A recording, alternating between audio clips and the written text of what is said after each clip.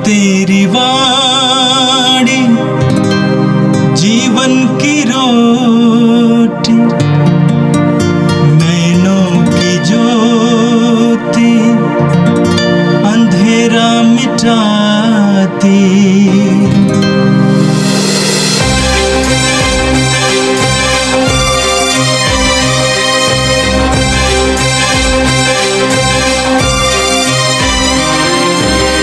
प्रभु तेरी वाणी जीवन की रोटी, नैनों की ज्योति अंधेरा मिटाती। प्रभु तेरी वाणी जीवन की रोटी, नैनों की ज्योति अंधेरा मिटाती। वाणी वाणी वाणी वाणी वाणी पवित्र है, शाश्वत है, जीवन का मन्ना है। 8 फरवरी मंगलवार।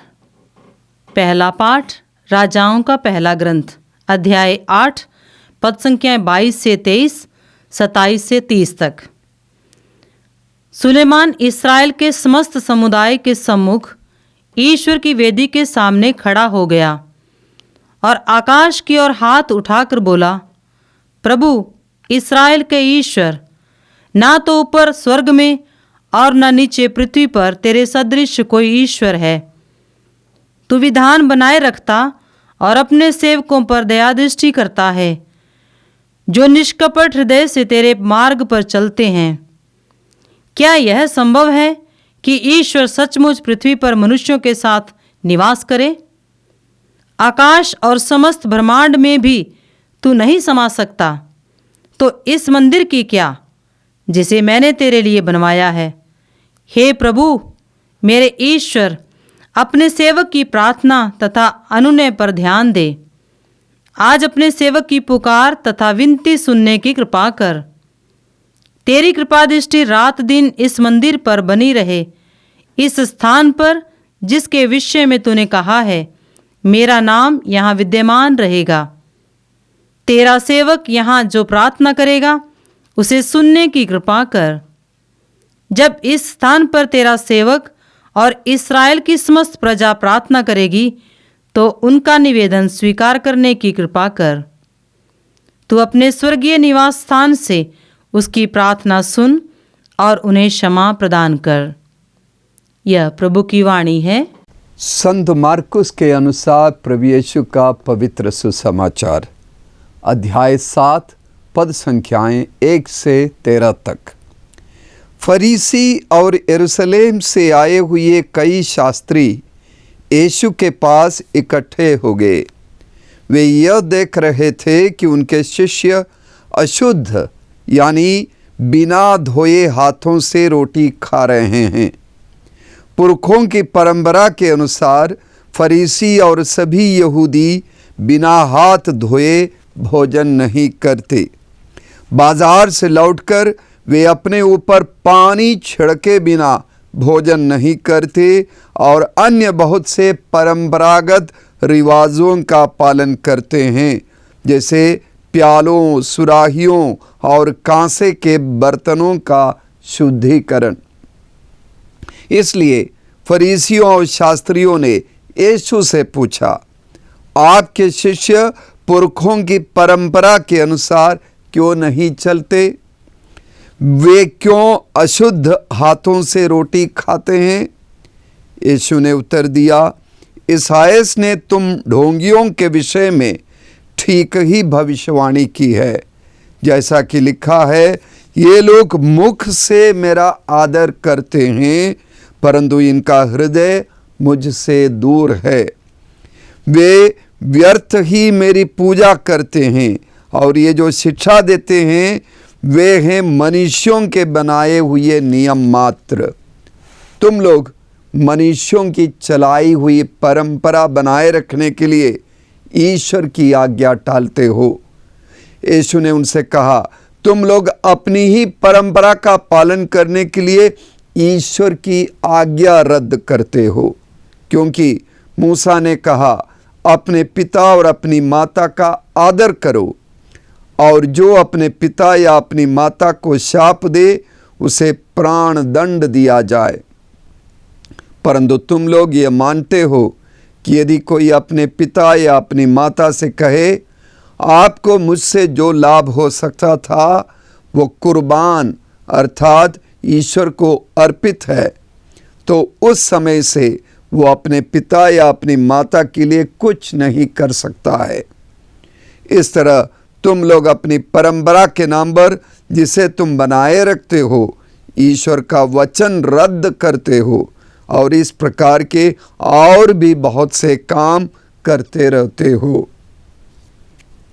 ये प्रभु का सुसमाचार है।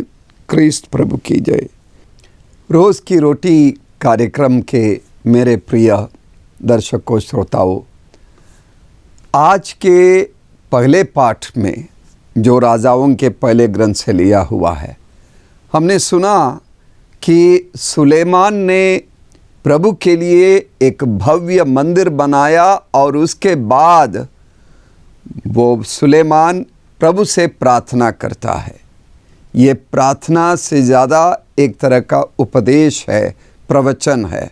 बस फ़र्क यह है कि सुलेमान प्रभु को संबोधित करते हुए प्रभु की वेदी की ओर अभिमुख होकर ये प्रार्थना कर रहे हैं, लेकिन उनके पीछे के लोगों के लिए ये बहुत महत्वपूर्ण संदेश है। उस पाठ में हमने सुना सुलेमान प्रार्थना में कहता है, आकाश तथा समस्त ब्रह्मांड में भी तू नहीं समा सकता, तो इस मंदिर की क्या जिसे मैंने तेरे लिए बनवाया है। तो सुलेमान बड़ी विनम्रता से यह स्वीकार करता है, मैंने तो भव्य मंदिर बनाया, लेकिन इसका औचित्य तेरी महानता के सम्मुख कुछ नहीं है।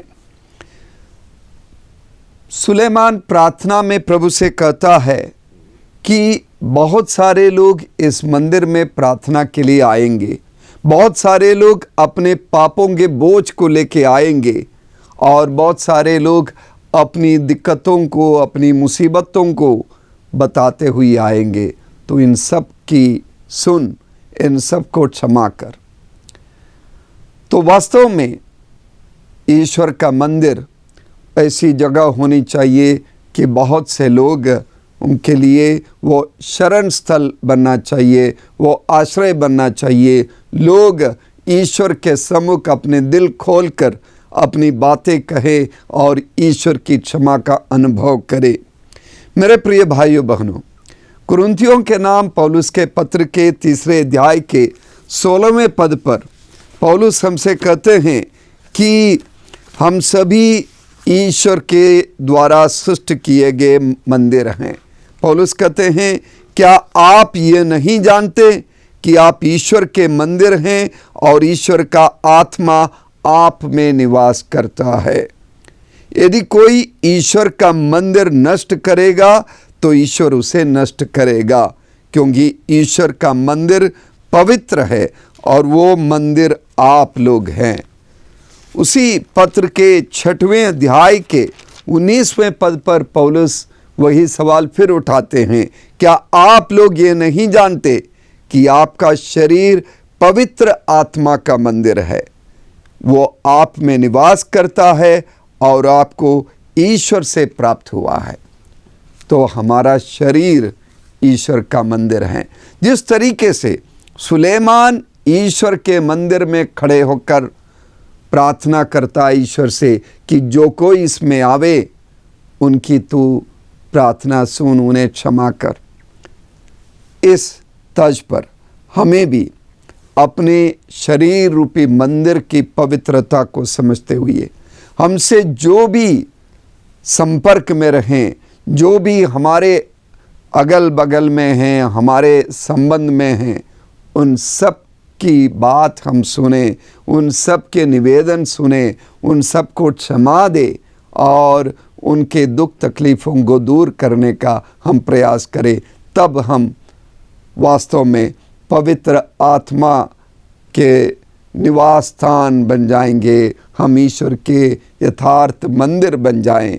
हम यरूशलेम के उस सुंदर भव्य विशाल मंदिर की तरह प्रभु के नज़र में योग्य बन जाएं पवित्र बन जाएं। मेरे प्रिय भाइयों बहनों, आज के सुसमाचार जिसे संत मार्कुस के 7वें अध्याय से लिया गया है, हमने सुना कि यरूशलेम से फरीसी और शास्त्री लोग यीशु के पास आए। ज़रूर उन्होंने यरूशलेम के मंदिर में प्रभु के दर्शन पाकर मंदिर में प्रार्थना करके वे लोग आए होंगे, और उनके बातचीत से हमें पता चलता है कि प्रभु के दर्शन करने के बावजूद उनके अंदर प्रभु की वो सोच, प्रभु की वो कृपा उनके अंदर नहीं, उनके मन में कुछ और सोच है। अक्सर हम लोग माइक्रोस्कोप यानी सूक्ष्मदर्शी को जानते हैं। सूक्ष्मदर्शी एक ऐसा उपकरण है जिसके माध्यम से हम जीवों के बारे में, जीव विज्ञान में इसका उपयोग करते हैं, रसायन विज्ञान में इसका उपयोग करते हैं, भौतिक विज्ञान में इसका उपयोग करते हैं, लैब में, या डॉक्टर लोग अपने प्रयोगशाला में, या डॉक्टर लोग अपने क्लिनिक्स में भी इसका उपयोग करते हैं, जीवों के बारे में समझने के लिए, विषाणुओं के बारे में समझने के लिए। ये यहूदी, ये फरीसी और शास्त्री अपने साथ अपने मन में एक प्रकार के सूक्ष्मदर्शी लेके आते हैं, और उसके माध्यम से दूसरों की गलतियों को ढूंढ निकालने के लिए, दूसरों के दोष को, दूसरों की कमियों को निकाल देखने के प्रयास करते हैं। और बहस होती है भोजन से पूर्व हाथ धोने के मुद्दे पर। यीशु के साथ वे लोग बहस करते हैं और वे मानते हैं कि भोजन से पूर्व हाथ धोने की ज़रूरत है। ये शुद्धता के लिए या स्वच्छता के लिए, सफाई के लिए नहीं, कर्मकांडीय नियम जो कानून हैं उस परंपरा के निर्वहन के लिए वे लोग सवाल उठाते हैं। हाथ धोना अच्छी बात है, और इन दिनों जब हम विषाणुओं से पीड़ित हैं, बार बार बताया जाता है कि हाथ धो ले। लेकिन ये फरीसी और शास्त्री इस उद्देश्य से नहीं, शरीर या मन के स्वच्छता के लिए नहीं, बल्कि परंपरा के पूर्ति के लिए ही वे सवाल उठाते हैं। एक हाथ धोने की बात ले, एक विशेष तरीके से हाथ धोने की ज़रूरत है। मुर्गी के अंडे के अंदर जितना पानी जा सकता है, बस उतनी ही मात्रा में पानी निकाल के उंगलियों के ऊपरी सिरे से लेकर कलाई तक हाथ धोना है, और कलाई से लेकर उंगलियों के सिरे तक हाथ धोना है, दोनों हाथों को धोना है। और ये मानव के द्वारा लिखे हुए नियम हैं। इन आज्ञाओं का उल्लंघन करना बहुत ही बड़ी गलती मानी जाएगी। तो इस तरह नियमों का एक बहुत बड़ा बोझ बताया जाता है कि तालमुड ग्रंथ में, यहूदियों का ग्रंथ तालमुड में 365 ऐसे नियम है, यानी प्रतिदिन के लिए एक एक नियम, जिसका पालन करना आम लोगों के लिए बहुत बड़ा बोझ था। यीशु के लिए शुद्धता एक नैतिक मूल्य है। ईश्वर के प्रति प्रेम और पड़ोसी के प्रति प्रेम, इसमें शुद्धता होनी चाहिए। यीशु स्वयं उदाहरण देते हैं कि लोग किस तरह ईश्वर की आज्ञा का उल्लंघन करते हैं, मानव के द्वारा निर्मित नियम के पालन करते हुए। माता पिता की सेवा होनी चाहिए। ईश्वर की ये आज्ञा है कि माता पिता का आदर करो, उनकी सेवा करो, और विशेषकर उनके बुजुर्ग होने पर, वृद्धावस्था में उनकी सेवा होनी चाहिए। लेकिन यीशु कहते हैं कि तुम लोग कुर्बान की बात करके, ईश्वर को अर्पित है हमारे धन दौलत, ये बात करते हुए माता पिता की सेवा से अपने आप को विरक्त रखते हैं और हाथ पीछे खींच लेते हैं। तो इस तरह मानव द्वारा निर्मित नियमों का और नए नए नियमों को बनाकर ईश्वर की आज्ञा का उल्लंघन होता है। सूक्ष्मदर्शी लेकर आए फरीसियों से यीशु कहते हैं, तुम ईश्वर पर अपना ध्यान केंद्रित करो, अपने पड़ोसियों पर अपना ध्यान केंद्रित करो, बुजुर्ग माता पिता पर अपना ध्यान केंद्रित करो, ज़रूरतमंद लोगों पर, विशेषकर गरीबों और कमज़ोरों पर अपना ध्यान केंद्रित करो, किताब पर नहीं, किताबों में लिखी गई बातों पर नहीं, लेकिन ईश्वर को सर्वश्रेष्ठ स्थान दे दो। मानव होने के नाते हम भी कभी सूक्ष्मदर्शी लेकर दूसरों की गलतियों को ढूंढने का प्रयास करते हैं। हम दूसरों के आचरण का मूल्यांकन करते हुए हम नकारात्मक ना बने, हम दूसरों को दोषी ना ठहराए, हम दूसरों पर अंतिम फैसला ना सुनाए, हम दूसरों को नीचा दिखाने का प्रयास ना करें, हम दूसरों के बाहरी आचरणों के आधार पर दोष ना लगाए, हम दूसरों के आचरण को देखकर तुरंत निर्णय ना ले, दूसरों की गलतियों को ढूंढकर हम उन्हें चर्चा का विषय ना बनाएं, बल्कि हम उनकी कमियों और गलतियों का प्रचार प्रसार भी बिल्कुल ना करें। अक्सर लोग ऐसा करते हैं, मिर्च मसाला मिलाकर मसालेदार, जायकेदार, चटपटेदार मसाले मिलाकर झूठ की चाशनी में तलने के बाद दूसरों को आकर्षक तरीके से झूठ की बात, दूसरों की गलतियों की बातों को परोसने की आदत बना लेते हैं। ऐसी आदतें हम छोड़ दें, उसका त्याग करें। इन सारी बुराइयों से बचकर दूसरों की अच्छाइयों को देखने और उन्हें प्रोत्साहित करने, दूसरों की सेवा करने, उस उद्देश्य से माइक्रोसॉफ्ट का, सूक्ष्मदर्शी का सही उपयोग हम करें। प्रिय भाइयों बहनों, आज के दिन हम एक महान संत का त्यौहार मना रहे हैं। उस संत का नाम है जोसेफिन मार्गरेट बखिता। बखिता सूडान, अफ्रीका के सूडान देश के एक कुलीन परिवार में, दाजू जनजाति के कुलीन परिवार में उसका जन्म हुआ था। लेकिन दुख की बात है कि जब वो 8-9 साल की थी, उसका जन्म सन 1869 में हुआ था, लेकिन जब वो 8-9 साल की थी उसका अपहरण हुआ और वो एक के बाद एक दर्जनों बार वो खरीदी गई, वो बेची गई, फिर खरीदी गई, फिर बेची गई। उसके साथ बहुत बुरा बर्ताव हुआ। उसके शरीर पर इतने सारे चोट के निशान थे, इतने सारे दागे गए।